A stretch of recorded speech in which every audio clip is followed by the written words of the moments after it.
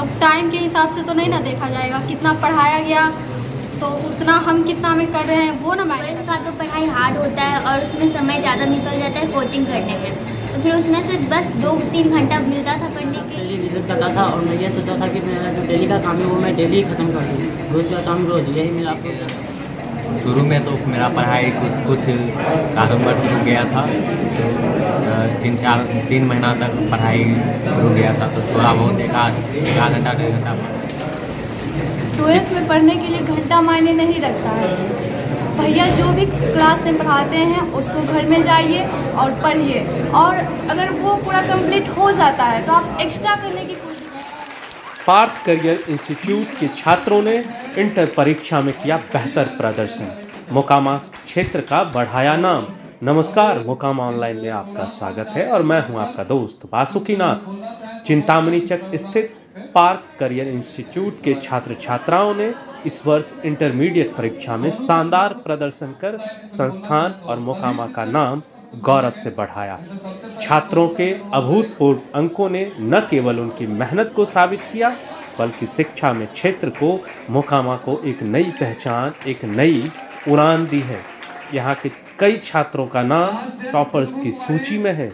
दामिनी को 459 अंक मिले हैं, सोनाली को 448, राखी ने 442 अंक प्राप्त किए, रितेश को 440, काजल को 429 अंक, छोटू को 426 अंक, मुकेश और मनीष को 412 और 412 अंक मिले हैं, जबकि रिया को 406 अंक मिले हैं।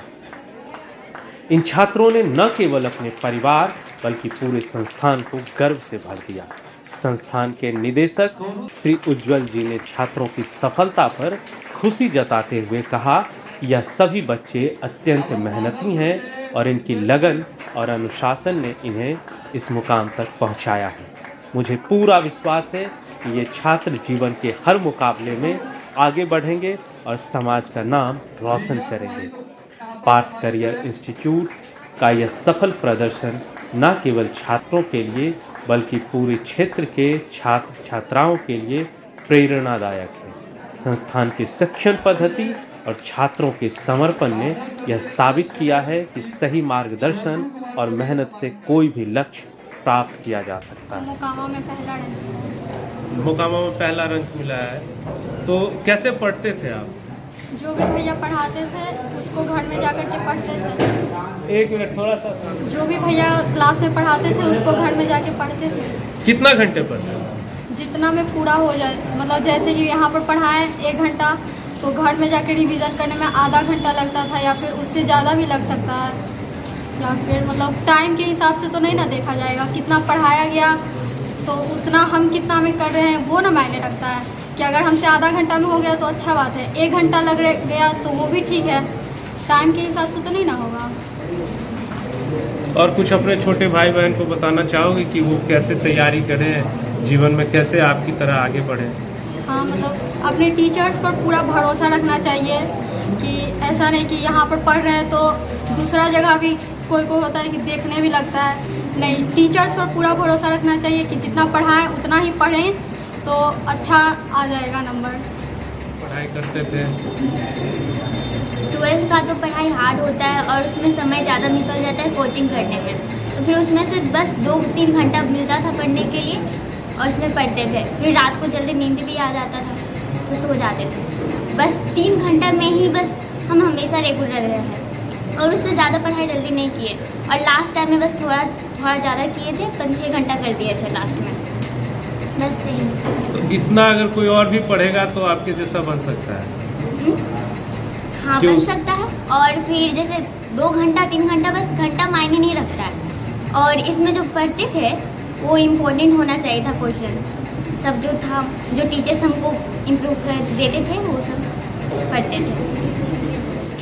मैं क्लास 12 में पास आउट हुई हूँ, और जो पढ़ने का तरीका कहते थे पढ़ना चाहिए। हम तो ज़्यादा 2 या 3 घंटा का स्टडी भी नहीं करते थे, नॉर्मल। मेरा यही स्टडी था कि कोचिंग में जितना सुबह से जाते थे कोचिंग, 12 बजते कोचिंग से तो आ जाते थे, फिर खा पी के थोड़ा आराम करते थे। उसके बाद मेरा रूटीन था दोपहर को 1 घंटा मैथ्स को देते थे। मैथ का जितना भी क्वेश्चन था जो हमसे ना हो पाए क्लास में होता था उसको मैं फिर से उसको दोबारा प्रैक्टिस करती थी और फिर नॉर्मल रात को एक दो घंटा ज़्यादा करती, उससे ज़्यादा नहीं। वही क्लास में जो मिला उसका रिवीजन कर लेते थे बस, उससे ज़्यादा उतना नहीं करते थे। अपनी कंसिस्टेंसी रहना चाहिए तो ज़्यादा अच्छा हो जाएगा। 412 नंबर लाए। कितना घंटा पढ़ते थे आप? इतना नंबर लाने के लिए बहुत मेहनत करना पड़ता है। हाँ, मेहनत करना पड़ता था। कितना घंटा पढ़ते? डेली के शुरू में तो मेरा पढ़ाई कुछ कारणवश रुक गया था, तो 3 महीना तक पढ़ाई रुक गया था, तो थोड़ा बहुत एक घंटा 1.5 घंटा पढ़ते थे। उसके बाद पढ़ाई पर कंसिस्टेंट दिए तो 4-5 घंटा के डेली पढ़ते थे। हमारे है और मैं अभी 12th पास की हूँ। 12th में पढ़ने के लिए घंटा मायने नहीं रखता है।